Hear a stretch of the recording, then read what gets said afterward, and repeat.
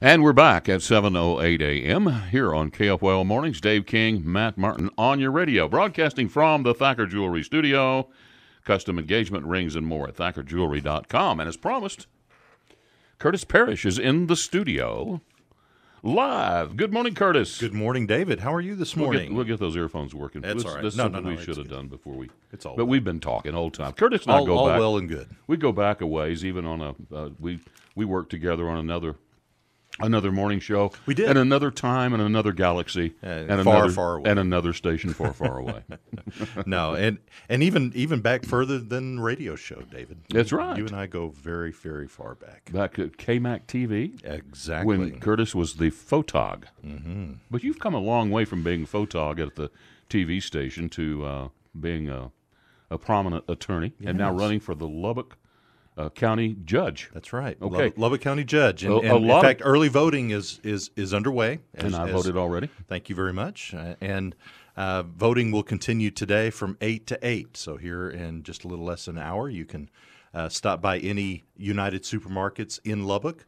Plus, there are voting centers at Texas Tech, at the Rec Center, voting center in Idalou, Shallowater, Slayton, and you can go ahead and Roosevelt, by the way. Roosevelt, you can go out to Roosevelt School and vote. Lots of places to vote, and we encourage folks to get out and vote for county judge. It is the only race on the ballot. Yeah, on the Republican, what is it?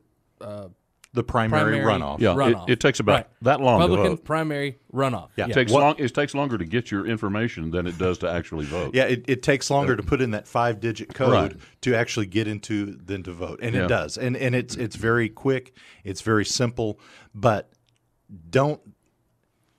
we're telling people that this is even though the voting process is very quick and simple, this is a very important race and very important for the direction of Lubbock County for the future. Yeah.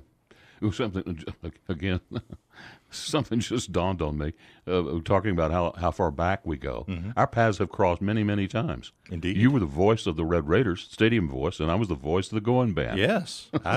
We were the only two voices coming out of the Jones Stadium on That's it for Saturday game day. For many years, and I've been doing that for 8. This upcoming football season will be my 19th season. Famous for saying, and another Texas Tech first down. That's right. A Red Raider first down. That's Okay. It's been a great job, and it is a great job, and I will likely we've already talked about that. We'll continue to do that. Well, let's talk today. about you and Gary Boren. You're the two. That's the two that are running, and of course, a lot is being made about. I know that you're making a lot out of your law degree, and you feel that it's very necessary for the county judge to have a law degree. On the other hand, of course, your opponent does not have a degree in law, and he naturally would say that it's not necessary. So, isn't that pretty much the crux of of the difference between the two of you?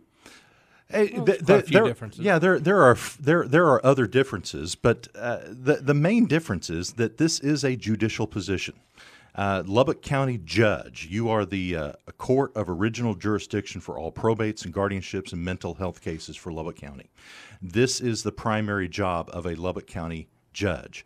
And there is an administrative part too, and I'm very qualified and very able and capable of handling the administrative duties of Lubbock County. As a business owner, as a community leader, I'm an elder at Broadway Church of Christ, so we oversee budgets and the ability to bring people together. The county judge, the primary job in the administrative role is to be the presiding officer of the commissioner's court. You've got 4 county commissioners, and each one of those are the managers of the county. It's the county judge then that provides that check and balance to the county commissioners, to bring them together, to see the whole picture, to provide leadership, vision to the commissioner's court. That is the job of the county judge, and I am immensely qualified to do the administrative part and immensely qualified to do the judicial part. And this is the job of the county judge. I am the only one who's able to do 100% of the job. So, Curtis, last night, one of the things I thought was a little unfair from your opponent,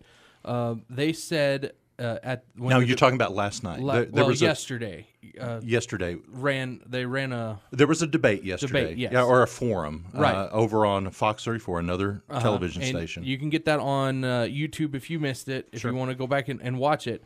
But he had said he pretty much boiled down your government experience to answering phones and delivering mails. And I thought that was a little unfair, so I was going to let you have a chance to talk about your governmental experience and from that end and how that helps you be qualified for this position. Well, I've served Senator Robert Duncan in Austin as legislative aide, and had my primary duties were to be a legislative liaison. My job was to be the liaison between the Senate office and the counties of the 28th Senatorial District. Also, to provide legal and bill analysis. So to take bills and amendments that come in, analyze them, find out exactly what those bills do, cut through the legal jargon, and find out exactly what they do, what they're try to find the unintended consequences of each and every bill that was proposed in the Senate that year. I also have served as a committee clerk for Juvenile Justice and Family Issues Committee in the House of Representatives. So my experience is both in the Senate and in the House. As a committee clerk, you run committees and you write legislation. So a representative will come to you and say, I need a bill that will say this, and you write and craft that legislation. You research and you find out whether there's like bills like that or like laws that are like that, and how this particular bill. So it's far more complicated than just answering the phone. And you're right. I think that was a little disparaging. It really disparaged the job and my experience that I have in Austin, working with the state government. You know, one of the things that we did also in Senator Duncan's office is we secured funding for 82nd Street. If you remember, back in the 90s, 82nd Street between Frankfort and the Brownfield Highway was a very dangerous stretch of road. And as Friendship was growing, you know, there was no bridge over there at 82nd and the Brownfield Highway. And in 1997, we were able to secure that funding using not just the state of Texas and TxDOT, but also with the city, with the county, and with the school district. And so my experience is bringing all of those entities together for the good of all the citizens. And, of course, we've seen what 82nd Street has done. And we got state designation for that road. And that's so anyway, you're right, Matt. It's a little bit more than answering the phone and opening mail. Yeah. All right. Well, we're going to have to take a break right quick, and we'll be right back with Curtis Parrish running for county judge. And we're back here at 7:22 a.m. Dave King, Matt Martin on your radio. And in the studio this morning, Curtis Parrish, one of the candidates for Lubbock County Judge. And by the way, early voting is now in progress. You can vote out on the Tech campus. You can vote at any United supermarket. I think United Supermarkets, Market Street, yeah. Any of the United. And stores. so it only takes literally 2 minutes to vote, because that's the only issue to vote for. But it's the only thing on the ballot. But let me. When is the final day? A week from Saturday? No, sir. Early voting will end Friday. And then Election Day is May 22nd, which is a week from yesterday, a week from Tuesday. Yep. Okay. Or this upcoming Tuesday. Here's what I want to know. I think that probably the majority of citizens do not know what the Lubbock County Judge is, and I have to say, I don't either. What exactly? I mean, I know that it's basically you're going to what do you say, adjudicate, but it is court procedures that have already been decided in court. No. You're the court. But wait, let me ask you this question. Explain to us in a simple manner, what does the Lubbock County Judge do? What is his duties? The duties are twofold. Your administrative duties and judicial duties. Okay, administrative duties for what? You are the presiding officer of the Commissioner's Court. There are 4 county commissioners. Each one of those are the managers of Lubbock County. Right. They manage the county. You are the presiding officer. You provide the check and balance to those 4 managers, making sure that they're doing their job properly. You are also head of emergency management, meaning that when there is an emergency in Lubbock County, you are the voice. Like a weather tornado or weather, something? fire, natural disaster, man-made disaster. However, that there is an emergency, and you coordinate with all of the first responders to mitigate that damage. Okay. To mitigate that. That is your job. You are the director of emergency management for the county. What does the Lubbock County Judge do? What does his typical day look like? Well, typical day is you have a large docket of probate cases, guardianship cases. But these are cases that's already been through the court system. No. This is original jurisdiction. A probate case. What a probate is when someone passes away, they die with property. That property needs to be transferred to their beneficiaries. And that's the process of probate. So I think what Dave's question is, according to Gary Boren, these are the ones that he would be, I guess, presiding over would be uncontested. And so I think that's what Dave's trying to get to is, let's look at it this way. You used to argue before Judge Tom Head, right? Yes, I've had hundreds of cases in the county court. Before him, how many of them that you took directly to him were uncontested, and how many of them were contested? All of the cases go before Tom Head. No, listen. No, you asked. That's a little bit. That's a little bit deceiving, though. Because no, it's not. Listen. He can't take every single case himself as the presiding judge. All probate cases must be filed and heard in the county court. Okay, but all in guardianship the end, cases. How many contested ones went through Tom? Not just through Tom Head's court, but did he make the final decision on? I've had contested and uncontested cases in Tom Head's court. Right, but how many of them ended with Tom Head making the decision? All of them. All of them except for the ones that he recused himself of. So, but he's not the only judge that does the guardians probate. He is the only one where they're filed originally in his court. I understand filed originally. Again, my point being, what Gary Boren's trying to say is that Gary Boren's wrong. Okay, so the question is, how many did Judge Tom Head listen to the whole thing on contested ones and make a final decision on it? Well, I don't have those numbers directly in front of me, but here's the nature of guardianships. Let's talk about guardianships for just a second. All guardianships are contested.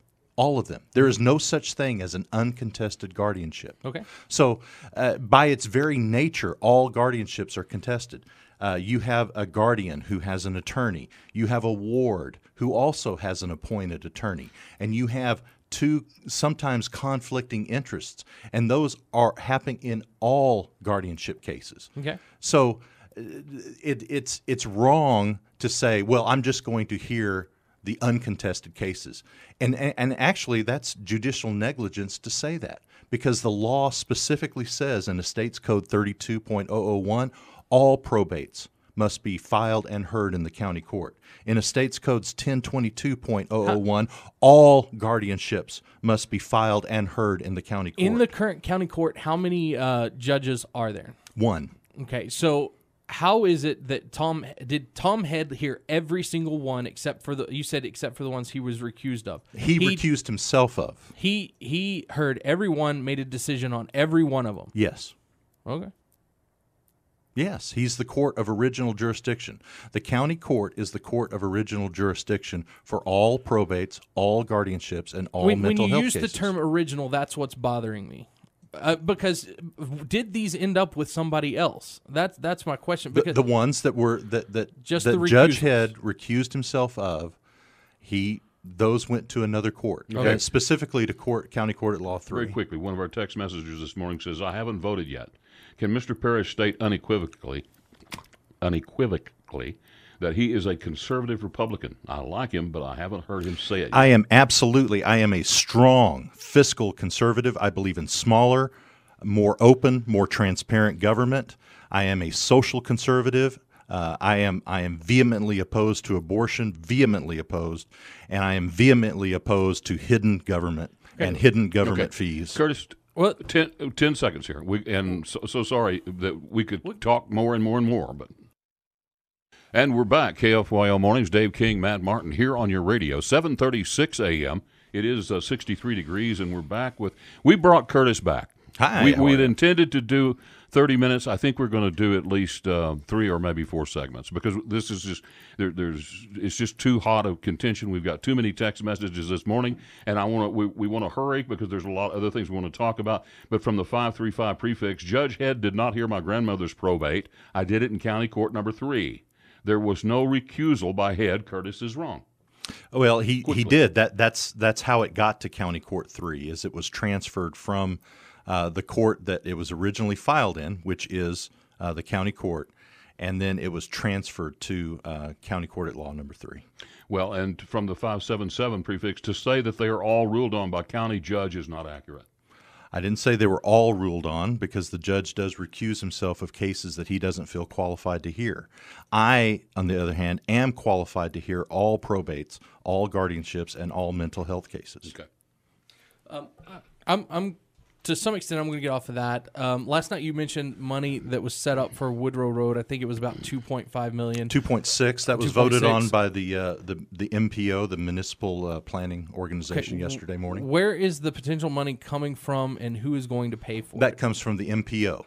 Okay. The MPO is a fund established by the state. There are it's city, county, state. It's a coalition that oversees all of the roads and construction in the Lubbock County area. Mm-hmm. So Metropolitan Planning Organization, MPO. So is that $2.5 million going to be enough, or is the county going to have to kick in? Oh, there's going to be more needed. The MPO will be kicking more in. This is the initial engineering phase where they're going to survey how much do they need to do to widen the road, get our exact cost. That is in future projects or future. Roads are built in phases. You know that. So this is phase 1 of the project. Okay. Phase 1 is engineering, and that was set and done yesterday morning. Okay. So also, you and your opponent talked a lot about salaries of the judge and commissioners and potentially lowering those. But also, we've had Sheriff Rowe here. He's told us in the past that one of the biggest problems he has is turnover that comes from other precincts in the county. That Lubbock pays more, and as far as pay, benefits, and package and whatnot, that they're number 3 in the county, and they've been number 4 and number 3, but for the most part right now they're number 3. They're losing people to that. Have you spoken to Sheriff Rowe about potentially doing parity between other places in the county, as well as what do you see as a solution to keep those guys as the sheriff's department? Well, you're exactly right. Our pay for sheriff's deputies is not as much as the pay for, say, DPS or even the city police. And so yes, we do lose good deputies to other law enforcement agencies. As county judge, that is one of my priorities. I spoke about it last night. What we need to do is have more boots on the ground. We talk about giving Sheriff Rowe all the tools, training, and personnel that he needs to keep us safe and secure in our homes, and that does include personnel. And I do believe that our people are our greatest asset when it comes to fighting crime and keeping us safe and secure in our homes. And so, yes, as county judge, I will push very hard to make sure that Sheriff Kelly Rowe has extra boots on the ground, more patrol officers. I think that's the way we fight crime. Curtis, that's the way we keep us safe. I think we covered this last time you were here, but Sheriff Rowe gave us some figures about how crime is up. Yes, and it is. It's mostly because of drugs. Drugs and human trafficking. Yes, that's our other bad problem. I don't really know the definition of human trafficking so much, but I want to know where you stand on providing the sheriff. Of course, the LPD is not would not be under the county judge. That's correct. But providing the sheriff with the funds and everything that he needs to fight this crime. Well, if you remember a couple of years ago, the county commissioners approved a hike in the tax rate to give Sheriff Kelly Rowe had come to the county commissioners and said, I need some extra funds specifically to upgrade equipment, to modernize some communication specifically for drug enforcement. and the county commissioners agreed, and our taxes, all of our taxes in Lubbock County went up. I believe it was 2 cents, went up, and that money was dedicated strictly to go to Kelly Road. Now, what I am as county judge, I will be open to the sheriff coming back to us and saying, okay, I need this extra thing. This is our need, and this is what I need. As county judge, it would be absolutely prudent for me to listen to the sheriff and to give him those tools, give him those personnel that he needs. Is it a big priority with you? That's what I want to know. It's a huge priority for me. Yeah. In fact, it is.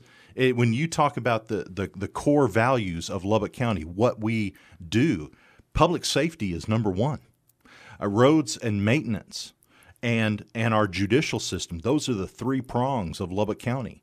And in public safety, the umbrella of public safety is, of course, the sheriff's department, our rural fire departments, our EMS services, and our juvenile justice. You tell me what we want to know. One thing I wanted to get out was Lubbock is a Tier 1 county as far as annexation. And so under Tier 1, pretty much Lubbock city council can vote to annex anywhere in the county.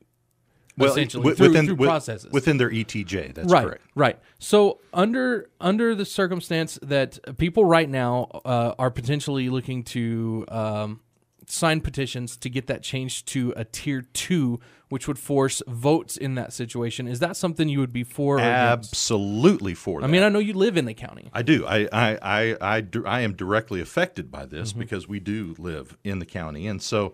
I am absolutely for it. The people, in fact, if you bring a petition by to me, I'll sign it.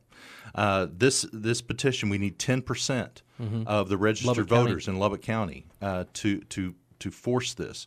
And yes, this would mean that Lubbock then would move to a Tier 2, meaning that should the city want to go and annex, either the city of Lubbock or any city in the county. I mean, Wolforth or Shallowater or Slayton, anybody. It's not just Lubbock. Absolutely not. This is a municipality that wants to annex.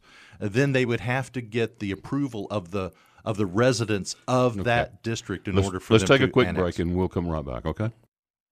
News Talk, 95.1 FM, 790 AM. This is KFYO Mornings. Dave King, Matt Martin. And we're talking with the candidate for Lubbock County Judge, Curtis Parrish. And we have a text message. A lot of interest this morning, Curtis. A lot of listeners. Good. And we have a texter from 392 that says, I would like to hear Mr. Parrish's stand on property tax limits. Thanks, Kirk. Yeah. Well, thank you, Kirk. Property tax is one of the primary jobs also of the Lubbock County Judge as a member of the Commissioner's Court. And Lubbock County right now has a fairly low tax rate, and the reason our tax rate is low is because our debt is low. We are wait. Did they not add it to what was it? Some of the tax rate into consumer tax. I'm sorry, Matt. Is there not a higher tax rate somewhere else? Because I know when Patty Jones, one of the arguments they had was she was talking about how low the tax rate was. It is, but it had been about sales tax. Sales tax. Some of that tax had been moved over into the sales tax, which kind of hides what our actual tax rate is. We're talking about the property tax. Well, the property tax, the ad valorem tax, and our debt. We are the 14th lowest debt in the state of Texas, in the whole state. And so that keeps our property tax, our ad valorem tax rate low. Okay. When that debt rolls off in about 7 years, that's going to even lower further our tax rate. There are 22 taxing entities in Lubbock County. We're talking cities and school districts. Lubbock County is the third lowest. In the state? No, in the county. In the county. Of the 22 taxing entities in Lubbock County, Lubbock County is the lowest of the 22. The third lowest of the 22. And our tax rate is the lowest, the 14th lowest in the whole state. 254 counties, we're the 14th lowest in the state. I am committed to keep it that way. I am not committed, as my opponent is, to sell bonds. Sell bonds, raise taxes. That is liberal Gary Boren. He wants to sell bonds and raise taxes. Plus, he doesn't want to do the judicial job, which is likely to cost Lubbock County between $150,000 and $200,000 a year to hire a judge to do the job that he doesn't want to do. which, by the way, is more money than the commissioners raise themselves salaries. Now, last night he said he did want to do the judicial part of the And job. then he said he didn't. He says he does, and then he says he doesn't. And then he talks about, well, I'll just do the uncontested ones. The point is that if Lubbock County has to hire an associate judge just to take up the slack that Gary Boren doesn't want to do, it's going to cost Lubbock County more money than the raises that the commissioners gave themselves. And as my opponent says, it is wrong, and it is even greedy to ask for a job you don't want to do. So I do have a question about what you were talking about last night. Y'all talked a lot about the ambulance problem in the county. Would you be someone who would be willing to look past UMC and maybe look at some of these other entities that we have in Lubbock to help with county bringing ambulance service to the county? Well, that's what we had prior to just a little over a year ago. Right. We had that very thing. Was had, it better? Response time was good. Yeah. And for me, that is everything. When you pick up the phone and you dial 911, you want that ambulance there as quickly as possible. Yeah. Now, in the city of Lubbock, that response time is designated as 8 minutes. In the county, it's designated as 20. Yeah. And that's ridiculous to me, and so it's unacceptable. So we are going to one of the first things I will do as county judge is bring all of those entities together. So is this a contract that they made with UMC that says that they have some kind of exclusive right to do the whole county? It's if you talk about let's take one little snapshot of that question, and that is West Carlisle. Over at West Carlisle, they were running 1 year ago. They were running a 24/7 ambulance service, and that served all of the western portion of Lubbock County, including the western portion of the city of Lubbock. Okay, so they also ran calls within the city. A year ago, UMC basically sent them a cease and desist that they could not run within the city anymore, and that cut about 70% of their business away, which meant that they had to shut down their ambulance service, which also meant that they had to shut down this primary service to the county. So the problem is the contract with the city, not the contract with the county. The problem is UMC money-wise. It's always money. Yeah, Matt. It's always going to be money. And as Lubbock County voters, we have a hospital district that we pay our property taxes into, and we almost demand that we have adequate and even better than adequate, because UMC does provide better than adequate service, but we also want that service to extend to ambulance, because when somebody has an emergency and they need an ambulance, they need to be there. Okay. That's going to cost lives. 1 minute, Curtis. Give us your elevator speech. You bet. Well, I'm Curtis Parrish, and I am running for Lubbock County Judge. I am the only one who is 100% qualified and 100% ready to do the job today. This is a very important position. It is part administrative. It is part judicial, and I'm qualified to do the administrative roles.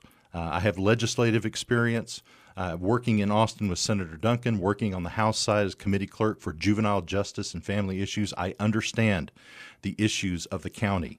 I have spent my career learning and studying and promoting county government. I think it's the best government that there is. And as an attorney, I practice in the area of law that the county judge oversees, which is probates, guardianships, and mental health cases. I am ready, I am willing, and I want to be your next Lubbock County judge, and I appreciate your vote. So I have one really quick question that has not as much to do with the judge. But if you win, Judge, to keep transparency in the county, are you willing to come on this radio program once a month, or send one of your commissioners once a month to make sure that we know what's going on in the county? I can't force a commissioner, but I'll be here. All right, sounds good. All right, Curtis. Thanks for coming out, and good luck. Early voting in progress right now. We'll be back with more after this.